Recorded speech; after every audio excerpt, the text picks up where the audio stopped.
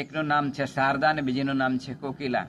હવે રાજાએ એને આ જે હતા ગ્રહો જોડે વાત કરતા લલ્લુભાઈ, તે પોતે સવાર થયું એટલે રાજા પાસે ગયા અને પછી કહ્યું કે તમારી નથણી મળી ગઈ. બોલે એમ? તો કે ક્યાં છે? તા કે તમારા ઘરે એક શારદાબેન કરી અને આવે છે અને એક કોકિલાબેન આવે છે, એમના ઘરે જડતી લવડાવવાની છે. એમની સીડી નીચે ઘઉંના કોથળાની અંદર તમારા રાણી બાની નથણી એ છુપાયેલી છે. બોલે એમ? તો કે હા.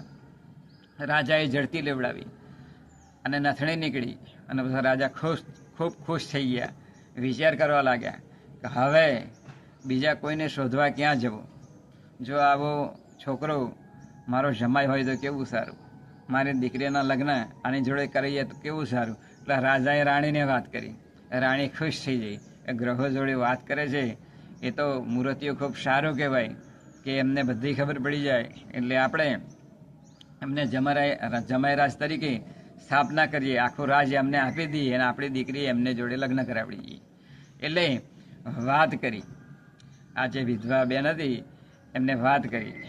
આ લલ્લુભાઈના લગ્ન એ ખૂબ ધામધૂમથી થાય છે અને રાજા ને કોઈ એમને કુંવર ન હતો, એક દીકરી એટલી હતી કુંવરી, એ પેલા લલ્લુભાઈને એ સમર્પિત કરે છે. આમ લલ્લુભાઈ ખૂબ ખુશ થઈ ગયા. જો માની આજ્ઞા એમણે પાડી તો એમને કન્યા પણ મળી, અઢળક ધન પણ મળ્યું અને આખું રાજ પણ મળ્યું.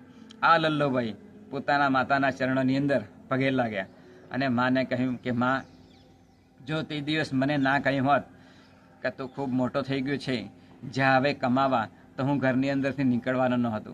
પરંતુ હું ઘરની અંદરથી બહાર નીકળ્યો તો ઘણું બધું અઢળક ધન કમાયું છે. સાથે સાથે મને મારા ધર્મપત્ની પણ મળ્યા છે. આમ માની આજ્ઞાની અંદર જો હું રહ્યો છું તો મને અઢળક ધન મળ્યું. હે જનની જીવો રે ગોપી ચંદની, જેના પુત્રને પ્રેર્યો વૈરાગી. જનની જીવો રે ગોપી ચંદની. આમ જુઓ, એક લલ્લુભાઈને એમની માતાની આજ્ઞાની અંદર રહ્યા તો આખું રાજ મળ્યું.